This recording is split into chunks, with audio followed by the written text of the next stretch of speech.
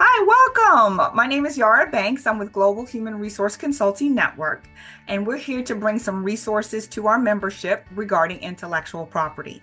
I have with me today Miss Lauren Morgan. She is the International Business Attorney with Activated Law. Welcome, Lauren. Thank you so much. I appreciate it. It's Monday morning. I listen, I get it often because I have three first names. So people are often calling me something else. And I was just like, it's Lauren, but thank you. And but I know you know me for sure. Tell So us happy a to little be bit here. about Activated Law. How did it get started? What do you do? At Activated Law, we are a international business law firm. We partner with businesses to help them protect and to profit off of their brand and businesses. Essentially, we do anything from entity setups, contracts, intellectual property, trademark contracts, copyright, as well as just monetizing your brand, taking it to the next level. So franchising, things like that. And we got started back in 2017.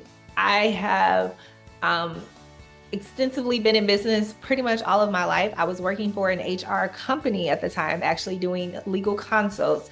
And I recognized that 95% of the businesses we were working with, niche owners, they didn't have an HR issue, or they did have an HR issue, but it was on top of their lack of business structure and issues with the business. Mhm. And so having a background to that, it just really resonated to that. And I was more passionate about that. And so while still working for that company, I started my business in 2017. Shortly thereafter, I left and went full time in my business in 2018, and we have been full blaze ahead ever since. And I love serving the businesses I get to work with. We really come alongside of them and partner with them to protect their businesses, like I said, to keep them out of court, give them peace of mind, and make a profit off of the business they're already doing, right? So, yeah. Okay, so I heard some good stuff in there. Okay, first I heard profit. Profit's Yes. always a good thing, so we'll talk about that in a second. But can you tell me, is there an ideal customer that you like to help? Like, talk to us about that. Ideally, I love service providers, right? Right. Women-owned service providers, that's my niche. I love working with other women and coming alongside of them and partnering them. I don't just serve women though, so that's just my ideal client audience, right? And anywhere between 6 to 7 figures, because at that point you are positioned to hire an attorney to get the max benefits of us partnering with your business. If Mhm. you are starting out, things like that, please contact me still. We do have resources for you guys, where we can give you some startup tips and things like that. But really, where we partner with you, it's because you are a little bit more established in your business. You have a couple of employees actually in place, and we can support you alongside of continuing to grow your business and profit. Okay, so I like to be forward thinking. So Yeah. are we okay to say, all right, I might not have that 6 figures yet or that 7 figures yet, but I need to know how to position myself. So it's like setting a goal, right? Like, okay, when I hit 6 figures, I'm gonna do this and do that, or are there things I could be putting in place right now before I hit my 6 or 7 figures that will help me be set up? So what kind of things can I do before I get to 6 figures to be building that kind of platform for me to get there and then, you know.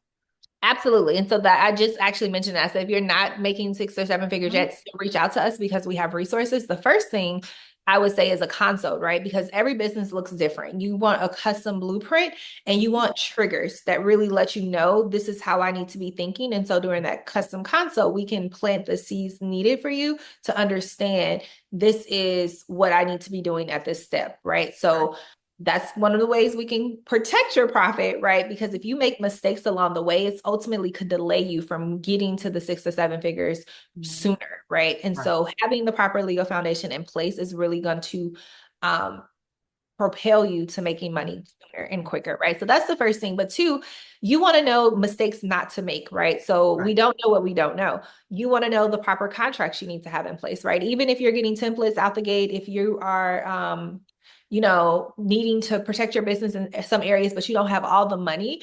Mhm. Once again, we have resources that will help you protect yourself even now in the business. It's not where we're looking to partner with you though, right? So we can Mhm. still help you protect your business and position yourself to make more profit and to protect your profit, even as a startup, even if you're, within the first 2 years of getting started.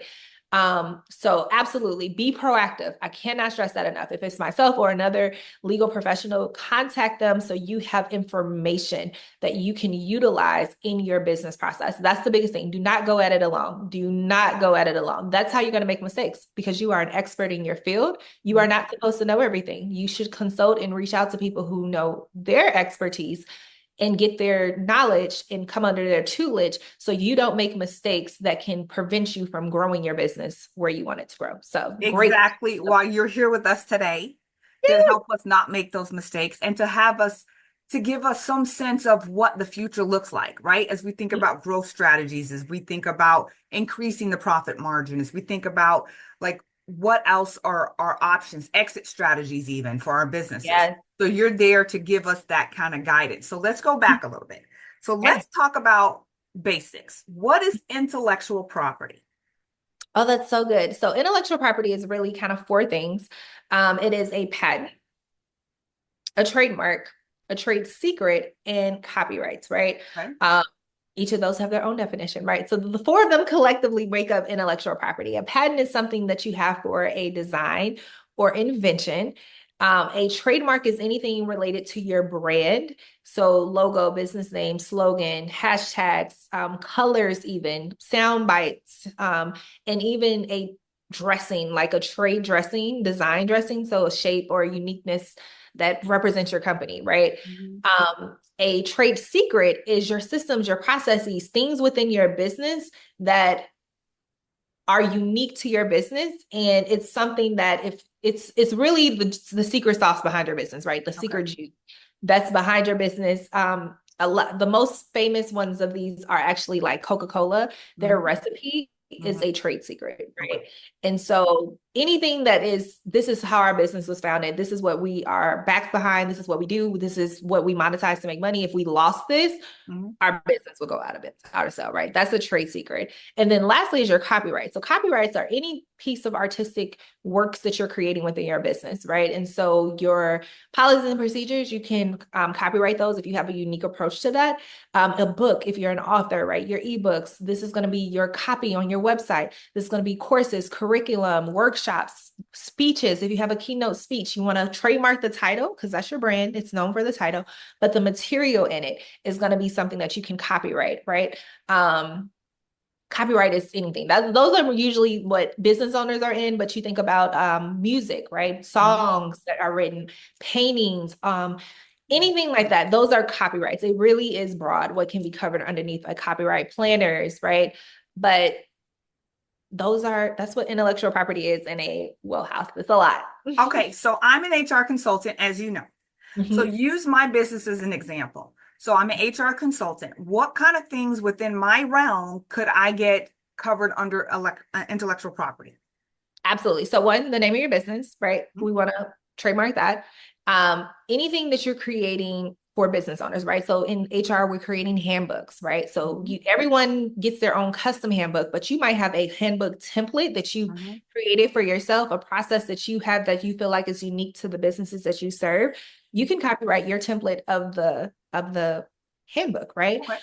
Any policies and procedures that are unique to your business and unique steps, right? So some people have acronyms and they're like, I'm going to teach you the prep step, right? And each one Mhm. of the letters has a step and a system. We want to copyright that, right? That is your uniqueness, policy, your unique procedures and systems that you are giving to your clients and helping them in their realm. So it's really endless, right? It just depends on your specific niche and what you're doing with that. So if you are doing courses Mhm. around your HR business and consulting, which I know you teach other HR consultants as well. So you might have curriculum for them, courses for them, other materials.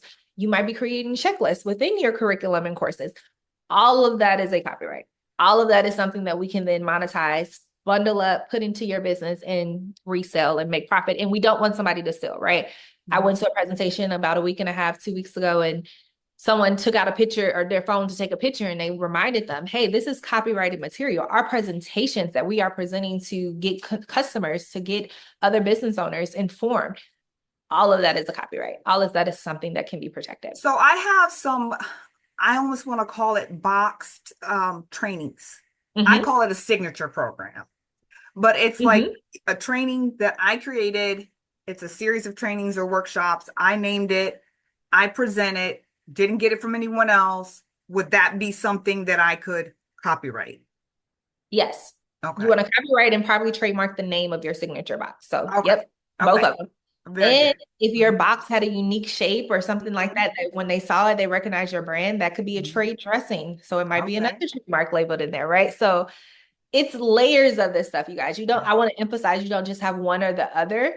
Most cases, you're going to have multiple trademarks. You're going to have multiple copyrights. And it's copyrights really are, you're going to create the most copyrights, right? As you're creating them, you're coming up with materials, it's probably a copyright. If you have a unique name or positioning slogan with it, that's going to be or a sub brand even, Mhm. that's going to be something you want to trademark. So trademarks, you're going to have a few of those here and there. Copyrights, you're creating them all the time. I assure you. Okay, we had a conversation and you explained to me the little symbols. Mm-hmm. Talk to me about that. Like Yes. explain what So those are. you have the TM, Hmm. you have the C with a circle around it, you have the R with a circle around it. And if you guys really, really pay attention, we don't see it very often. You see SM with a circle around it as well, right? Okay. Um, I'm trying to think of someone who actually actively uses the SM properly. I can't, people don't use it properly, but maybe it'll come to me before we get off the phone. However, TM stands for trademark. It is something that you can use from the time you create your brand. Your brand doesn't even have to be registered for you to use TM. I caution against it for my people personally. I think it puts a target on your back if you're using TM and it's not trademarked. People are gonna be like, "Oh, it's trademarked," and go check it, and then it's not, and they want to then go take it, right? So, or try to take it. So TM you can use at any time. It's often used as well to indicate a pending application. So Okay. it's proper for you to use at that time. Okay. When you get a registered trademark, you Hmm. use an R. Okay. SM, I'm going to use with this as well because SM stands for service mark. So trademark is supposed to be for a product or things like that. SM is for a service mark. So if you offer a service and you're getting a trademark, you would put SM. This has become so convoluted and people don't properly use it that more than likely they're probably going to use the TM too. So they're interchangeable. Trademark can represent and stand for either of them. It's just a little nuance if you have a service to put service mark. And once again, this is prior to getting registered because once you get registered, it all becomes R. We're switching everything to R. You know this is a registered service mark or trademark, right? Okay. The C circle is for copyrights. And once again, you can put the circle even when you create it because copyright license is created or ownership is created from the time that you create a copyright, not from the time that you use it, but when you create it, you can use your copyright. So you can put the C on behind it. When you get a registered copyright, you continue to use the C as well, and you put the years that it's copyrighted and protected from. And then the last one that we said the TMs, SM, R, and C. So those are all four of them. Let me go back. When you said the C by itself, from the time you make whatever the product is, the service or whatever, like, okay, my signature program, you said you put the C on the time you apply for a copyright? From the time you create it. Oh, okay. Copyright law gives you a ownership right from the time you create it. So even if it's not registered, even if you are just you create it, right? So say today I'm working on my website and I come up with a copy for the website. Mhm. I created it that day. My copyright exists from the day I created it. Now, Okay. here's the issue. Great question, great point. How do I prove that I created it on that day? Now, technically, there's logs and savings from your website, all the back end stuff. But if someone were to challenge you and to come and take y'all your copy and say, hey, I created this first, you, because you didn't register it, now have the burden of proof to show and to go get all of those analytical logs and show, hey, I created this first. So Okay. that's why it's proactive and good to protect because when you've protected and you've registered it, two things happen. One, you don't have the burden of proof anymore. They have the burden of proof. It shifts, right? And secondly, you have federal law protections that can help you get more for the infringement upon your brand, right? So it's not just the common law laws. You now have federal laws that you can trigger because you have a federal protected mark that will help you get more money for infringement on your brand. Excellent. All right, let's talk about it. What's the process for the two most common ones are the trademark and copyright, correct? Are those the two most common? I would say so. Patents are a little bit harder to get because you have to create a unique invention, and Mhm. sometimes inventions have multiple steps. Each one of those have to be unique. You can't, sometimes it's like, well, this piece is owned by someone else. You wouldn't be able to patent it, right? So the most popular, I would say, are definitely trademarks and copyrights. Okay, so let's talk about it one thing at a time. Copyright, what's the process? What does that look like? So yes, copyright is the process. You get it, you're created from the time you do it. You submit an application on copyright.gov. You fill out everything, you show them ownership of everything, and you submit your original piece of work you want to get copyrighted. You pay the application fee. That process takes about, it can take up to 90 days, right? But you own a copyright. They give you a copyright registration with your license, your number on it, unique number, and your piece of work is officially copyrighted. Okay. And then what does that look like in terms of registration fees? Copyrights range from about starting at $45, $65 on up. If you're doing a series or a collection, they can go up to $200, things like that, where you're doing multiple pieces of work because you're registering the whole collection. So copyright is actually pretty straightforward and easier to do. It gets a little tricky because you don't know necessarily the two things. You don't know what type of application, if you have multiple pieces of work, things like that, that can get tricky. And the second thing is you have to disclaim sometimes. So if I created a book, but I had somebody do the illustrations, I'm gonna break this down because people might have missed this. Even if I hired someone, it is the person who created it that owns it under copyright law. So if I Mm. hire an illustrator and I'm paying you and you're creating it with my vision, things like that, it doesn't matter that I pay for it unless it is contractually conveyed. They own the copyright for it because they created it. Wow. This is very commonly seen when we have contracts with photographers. You'll see a section in there where they say they're giving you full exclusive rights to the materials, and they will retain a marketing right. This is legally required for you to own the pictures and use of it per copyright law. Mm. So that's very big and very important. And so when you're doing the copyright application, if you have used multiple people in the process, they will ask you that, and you have to explain that. That's when it can get a little tricky. But those are the two things I see come up with it. Otherwise, copyright is pretty straightforward and it's All right. relatively cheap. Before I forget this one, because this is good stuff. Question: can your firm help people create that verbiage or that type of contract within their business? So think about this from an HR consulting perspective. They might say, hey, we want you to, beyond the handbook, we want you to come in and create SOPs, or we want you to come in and create policies, or we want you to come and create a training system or anything like that. Is can your firm help us add that portion into our contracts if we don't already have it? Absolutely, absolutely. And honestly, this is one of the ways that we help you make profit, right? Oh, So okay. I'm coming in and creating something from scratch from you. I have a license to whatever I'm creating, Hmm. and I'm transferring that over to you, right? Especially if you're coming in and partnering with these business owners, you're not an employee. Hmm. You have to transfer and give them rights. So that is an additional cost on just your services and expertise. If you're consulting, great. But if you're creating stuff for you, you need to hike your price up to include the licensing fee for whatever it is that you're creating. Ah, okay. And so even if it's not copywritten? It's copywritten from creation. Remember, you Oh, get okay. even So if you so yes, I can do this training for you. And a lot of times, like I'll go do a training, they're like, oh, can we record it and use it later? And I say, sure. no, ma'am, no, ma'am. You need to be charging for that. You need to Okay. charge a flat fee for that. This is my intellectual property that I'm creating for Hmm. your business. You're paying me to come in and speak one time. This audience, great. You want to keep this and residually give it to people? I own that. I'm not giving you that for free. That's not included. I'm not giving you that for free. Aha. So do you have a best practice or a go-to or resource that we could use to find out like what should we be charging for something like that? Because I know that's what everyone's thinking right now. Absolutely. So I work, it's unique, right? I can't just come up with this is what you should be charging or things like that. It's based off of what you're offering. And it's these are some of the questions you can ask. How many people is it going to get circulated to, right?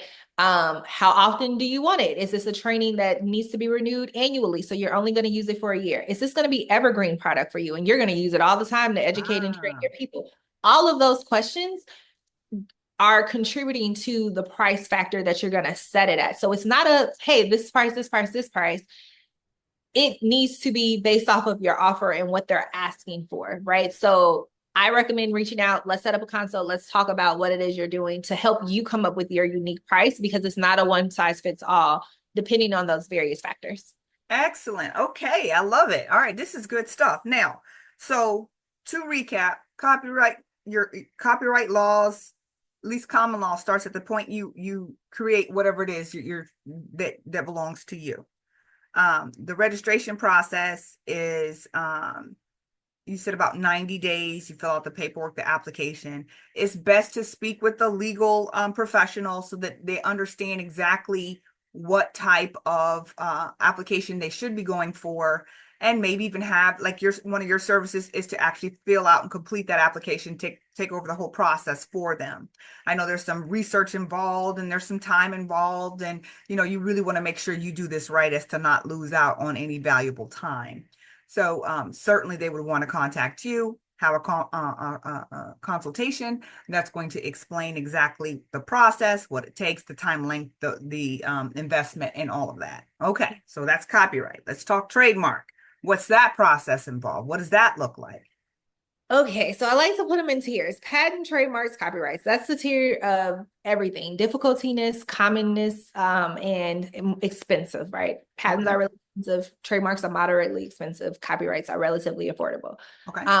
The trademark process, it's really only 4 steps, Mhm. common steps. You might need additional depending on your application, but the first step is going to be research. We need to research your brand in the USPTO database, which is the website. Mhm. Stands for United States Patent and Trademark Office. They do both patents and trademarks there. And then you want to research it as well in the marketplace, right? Which is, what is the marketplace for? It's social media, Google, things like that. It's a lot, right?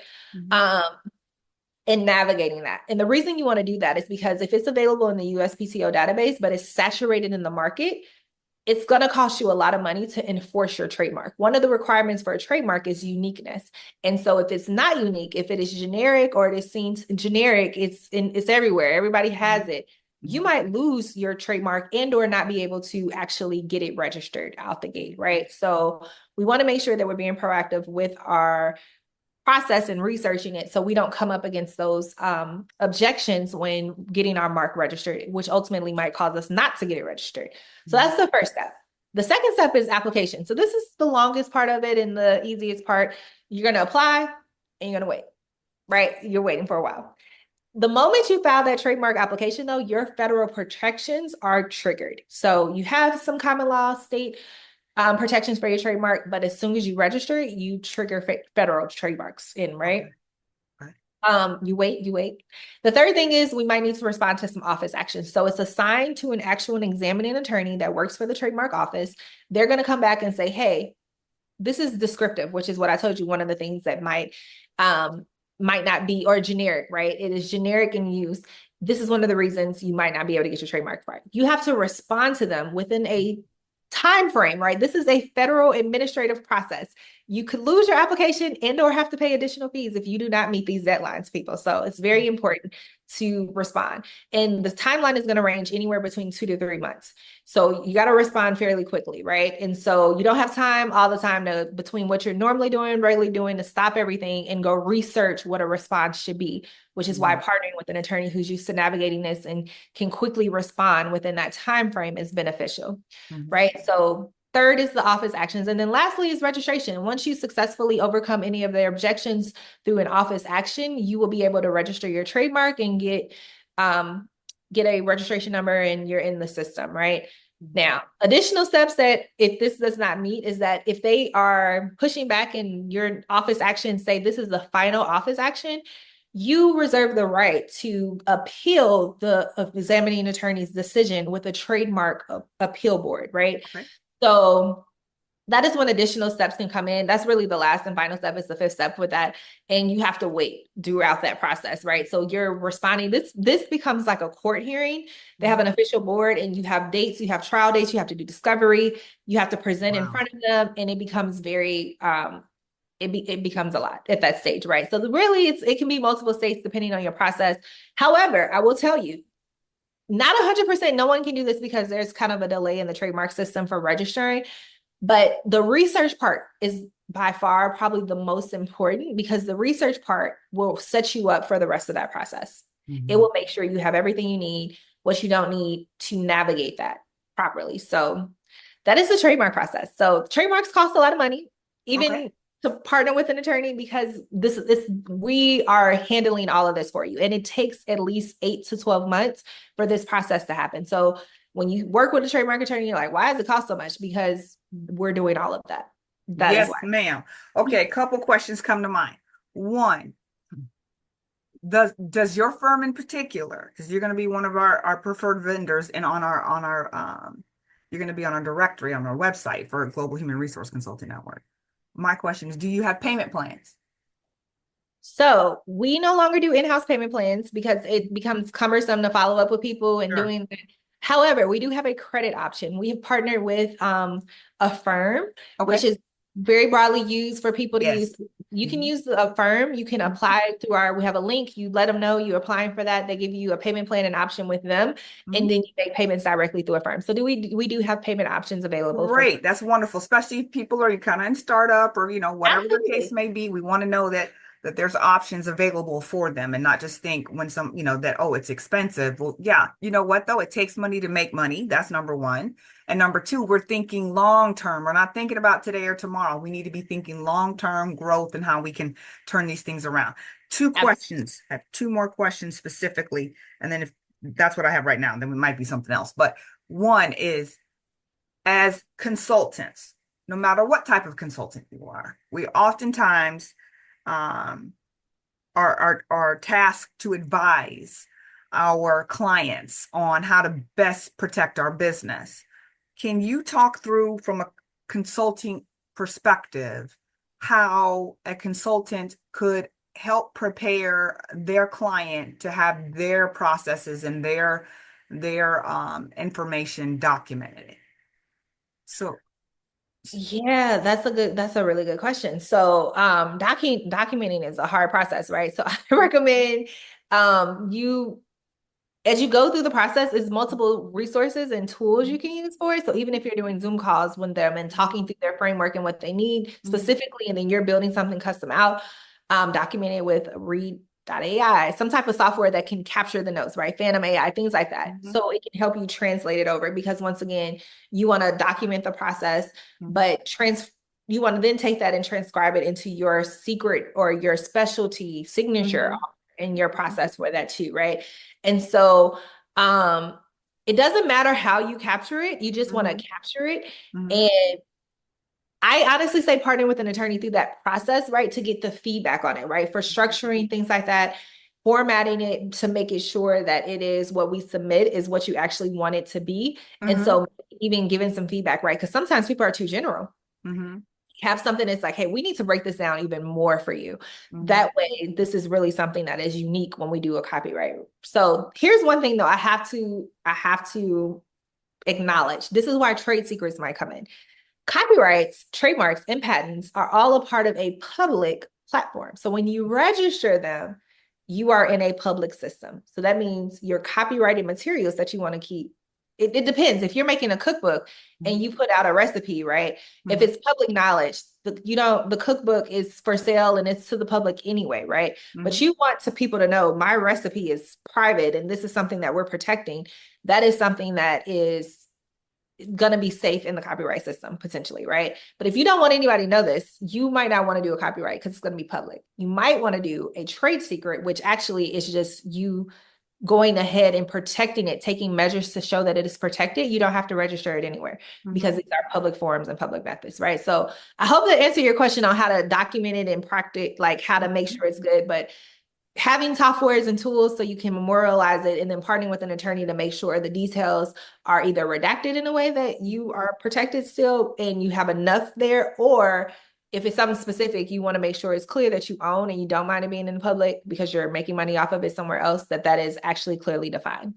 Okay, so interesting enough that was not the question I meant to have asked you, but it was a Okay. great answer. So it was stuff that Okay. we needed to know, right? So what So, happened? but what I was trying to ask is about, so I'm helping organizations build and grow, right? Whether I'm an HR consultant or a business consultant, because I do both. I happen to do both. Not all consultants will. We talked at some point previously Mhm. about how I can help prepare the organization to make sure that their secrets, their intellectual property is protected from employees. Mhm. So that I don't learn all about how good you are over here and take this stuff and run next door. Talk a little bit about that. That's what I was trying to get at. Okay, got you, got you. So it's a very similar process, right? And this is layered, you guys. So protecting it is one thing. We've really been honing in on that. But when you get to the profit element of it, either protecting your profit or making a profit off of it, Mhm. you're going to start implementing other layers of business law, right? So for this, the first thing that they want to have is an NDA, non-compete with their employees, right? Mhm. And they're going to specify, they're going to have a clause in there that talks about the protection of their intellectual property. They're going to break it down. They're going to talk about the trademarking and the copyrights that the company owns. We want to be broad, specific with what we know we own, but broad enough to cover future ownership as well, Mhm. right? That's the first thing. The second thing is you want to make sure that you are the concepts we're talking about today for your business, trademarking, copywriting. Mhm. We want to make sure that we're proactive in advising them on doing the same things so that they can then tell their companies to implement the same processes. They need to be trademarking, they need to be copywriting, Mhm. right? So they have these federal protections that if someone leaves and steals their brand, not only do you have an enforceable contract, but even you have layered protections within that contract because we own the federal rights to this copyright the employee is infringing upon and stealing, right? So it goes far beyond just taking our list of employees or clients that we're working with and taking them that not NDAs and non-competes really cover. Um, we don't want you taking our intellectual property. We don't want you taking our framework that we use here and implementing it over there in your framework, renaming it and doing something different, right? And so that is a lot of the ways that you document it by having it registered formally, right? If you don't document the right way, they can go and claim it, hey, and you're put on the defense to have to defend that mark. And the second thing I want to say too, this is why a lot of times especially HR consultants, you are in this business. So what I'm about to say is going to resonate so much. When you are hired or you hire an employee, they come into the business, a part of their contract or offer letter and or handbook, there's a section in there that talks about any work that they create is for the company. This contractually is addressing that copyright issue that I mentioned to you before. We are preemptively having you sign over anything that you create. You're giving us the rights to, you're doing it on the clock for us, for our company, we are going to own it. They're preemptively doing that. So there's not a copyright issue because copyright law gives it to the person who created it off top, right? Mhm. That's one of the ways that they're doing it. But you actively want to be doing that in with their actual assets as well as they're creating stuff, owning the copyright so you don't have to go back and defend who is the one. So hopefully that answered it and clarified it a little bit more. Yes, But that's where I same was trying to steps, go. same Yes, ma'am. process. Okay. So you also made me think that maybe we should have you back to talk about contracts because obviously, with consulting or any of these service-based businesses, we got to have contracts with our clients, right? And I know there's the NDA thing is, for me, I can tell you real quick on a side note, is has been a struggle because some of the contracts I have signed on some of my larger projects, I can no longer use those as proof of past performance or as a reference because my NDA, I signed everything away. So I can't even say I worked for Lauren Morgan at Activated Law. And so that can make it harder for us going forward. So maybe that's something in the future we can talk about. How can we do the work, maintain confidentiality, but still be able to use some sense of that as Mhm. a reference? Because I mean, Absolutely. I have like a whole 2 year period with some really big projects. I can't use any of it. Yeah. So And that so makes it harder going forward. absolutely, especially if they are allowing you to give your contract for that, you want to make sure you are allowing it where you can It's ways to go about doing that. But the second thing, and this is what most people don't correlate with it, in the event you can't do anything for 2 years on really big products and share that, they need to be paying for that. You're not just paying for my work, you're paying for what I created and I did for you. And now my business is limited.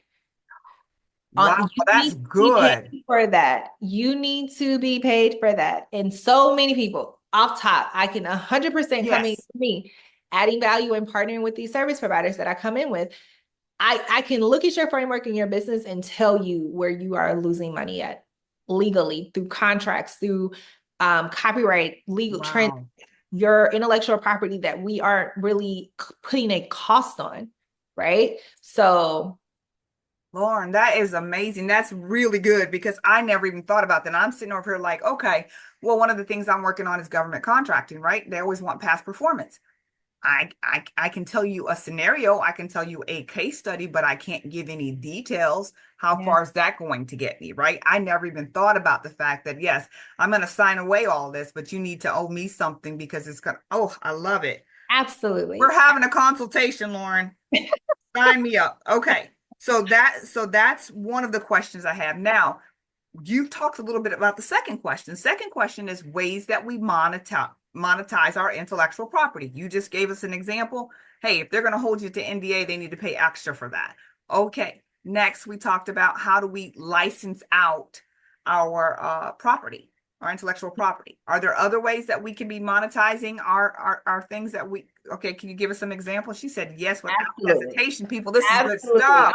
That's why I can come in and I can tell you this. One, let's start with contracts, right? You just mentioned that. I could assure you your contracts are not fortified that are getting you money in the areas you should be getting it. One is my previous works. If I'm coming in and I can't use this, there's a licensing fee for that, right? Mm-hmm. And businesses understand that. They're in the world of business. Explaining that to them, if I can't disclose the work I've done for you, that's fine. However, that prevents me from getting future business based off of my experience with you, which comes at a cost. That's one. Two, late fees, payment plans, things like Mm-hmm. that. All of these should be memorialized properly in your contract so that you don't lose out on money if people Mm-hmm. aren't doing those things, right?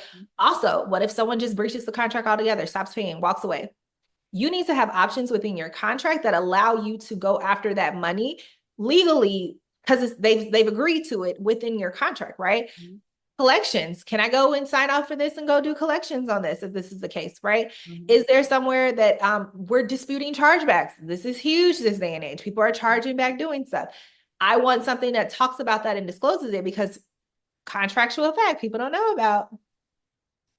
If I do business with you, Yara, and you don't pay me, or you pay, and then you want to go back and dispute it later, but I've provided that service to you, and your bank is the one who comes in and says, we're going to reverse this charge. We've looked at your submitted information. But guess what? Did I have a contract with your bank? Did Mm-mm. I promise your bank I was doing work? Did your bank promise me they were going to pay me? Mhm. No, my contract was with you. So a third party came in and interfered with our agreement. Mm. And that is third party interference. It's a legal issue, you guys. And no, it's a Wow. legal issue. And I can personally tell you, can't give you the name because I signed an NDA for it. But I just recently won a case for Mhm. me. Somebody Mhm. had thought it doesn't happen in my field a lot because I'm an attorney. You know, I know the law and I'm gonna get paid. I'm gonna get my Right, money. right, right, right. One way or another, I'm gonna get paid over here. Uh-huh. And somebody disputed the claim. They did a chargeback. And I was like, here's all the proof of the work I did. And guess what? They said, no, we're going to agree inside with our client. I said, bet. Mm. I'm going to come for you because I know that you just interfered with my contract with them and you don't expect people to know that. But I'm a law firm. And your frontline employees who are not lawyers, who don't understand that, hey, we're just doing this because you gave them policies and procedures and they're just following it away and they don't, they're like, at Right. least train them if they see law firm head letterhead come over, red flag, let's take this up a Right, level right, for the right, right, review. right.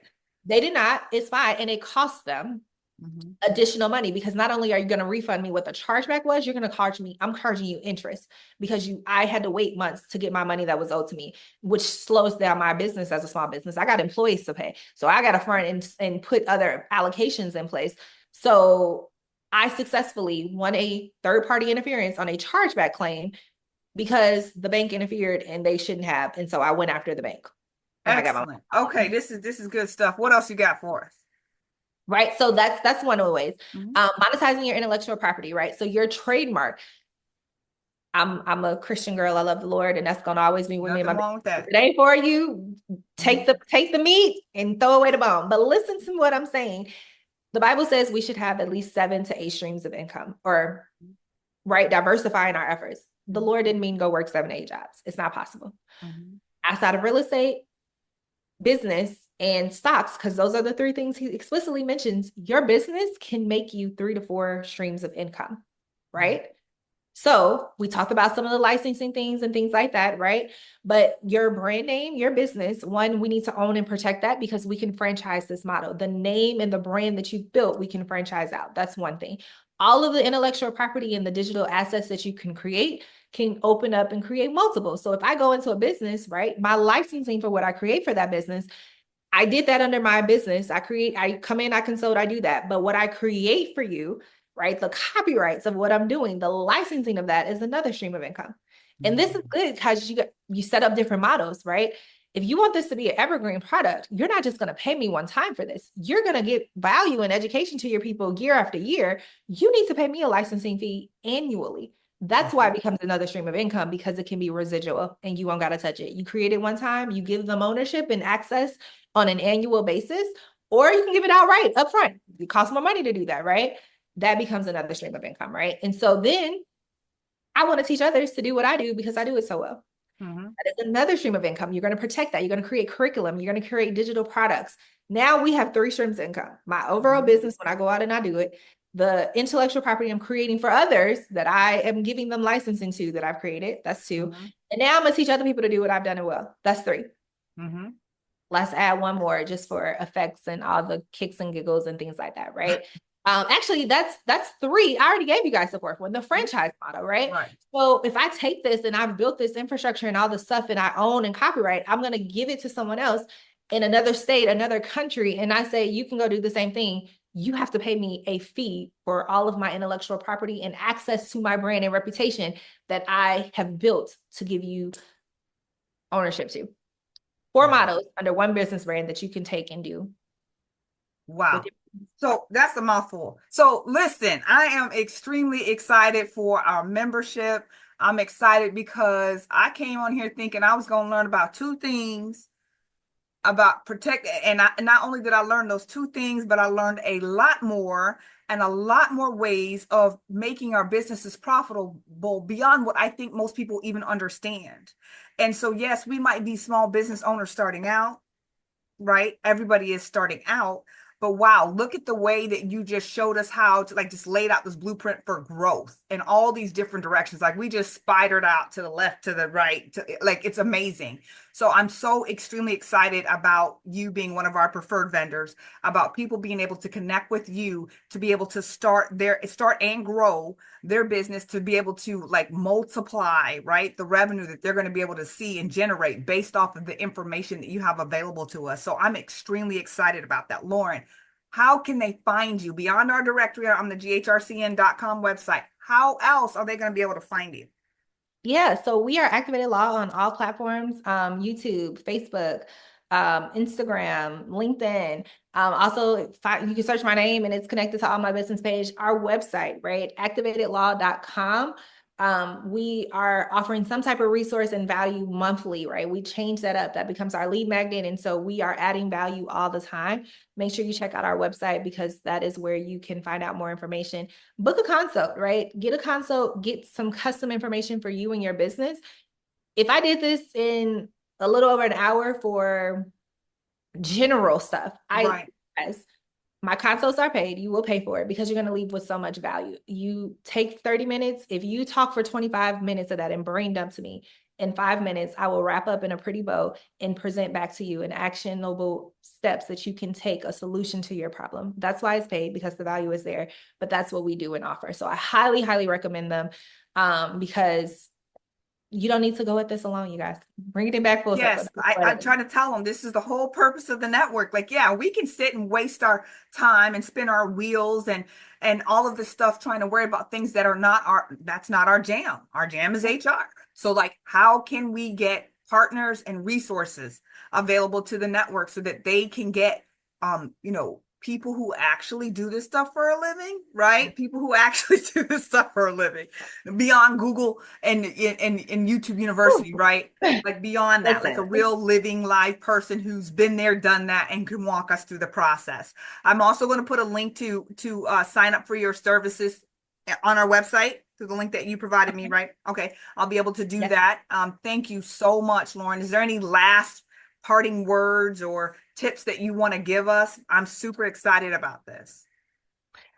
Yes. So I just want to thank you again for having me. You guys take advantage of just the information we shared here today. Do some more research, book a call. And if it's not with me, just do a legal profession, right? My heart is to serve. It doesn't have to be for me, right? And here's the thing. I mentioned this. You have multiple trademarks, right? As your business progresses, you got a lot of copyrights, right? So if you think you already have a trademark, I don't have more. I encourage you, if you go through the website, there's a place where you can do an actual brand identity test for free to see what trademarks you have. Mhm. I will look at that and I can tell you two more trademarks that your business needs because all of us have multiple. Myself, I have like at least four trademarks, Mhm. right? And Okay. as I keep developing stuff, I have more trademarks, right? Right. You have multiple trademarks within your brand. So that's the offer for Black Friday. If you want copyrights, we can still serve it. It is not a part of the offer though, and you do not get to mix and match it. It is Understood. Understood. I just, in case someone asks me, I want to be able to speak yes, ma'am. directly to, what your service is. Absolutely. Excellent. So, one more quick question. Mhm. Besides the copywriting and the trademarking, what other services does Activated Law offer for businesses? Absolutely. So we do entity setup, entity conversion. So if you need to redo your entity and become something else, we do contracts, right? Drafting, reviewing, and negotiating of contracts. That is my favorite thing in the business that I do, top notch. Like negotiating contracts, y'all, I'm a beast. I'm good at it. I'm gonna get you more dollar, more bang for your buck dollar, I promise. And then we do intellectual property, copyrights, trademarks. We do not do patents. Let me specify that. We do not do patents. Patent requires a special background degree in that. We do not specialize in patents. Okay. But then also we help with the whole monetization part of your brand, right? So franchising, really getting those licensing things together. So that is how we support our clients and partner with them to really make sure we are giving you peace of mind. Mhm. We are giving you protecting your business, right? Mhm. And that we are helping position you for a maximum profit, whether saving you money and or making you money for your business. All right. I love it. Once again, Lauren, thank you so much for coming and spending your time with us and imparting this wisdom and offering these amazing services to the business community. I hope you get a lot more, and I will help to spread the word as much as I can, but a lot more uh, uh, visibility for your brand. Because I think that a lot of times people think attorneys, they get intimidated, right? These big Yeah, firms and, all that kind of stuff. But they're people, you're people, just like we're people. And we cannot do it alone. We do not know everything, nor should we, right? So if we're sick, we call a doctor. If we need a patent, we call activated law. I mean, sorry, if we need a copyright, we call activated law, right? yes. That's what we do because we need to get the people who are the subject matter experts involved in the business decisions that we make that's going to affect our business today, tomorrow, and long after. Absolutely. Okay. Absolutely. Well, Thank thank you. you so much. You have a wonderful day, and we will talk to you soon. Yes, ma'am. Thank you. All Thank right. you. Thank you.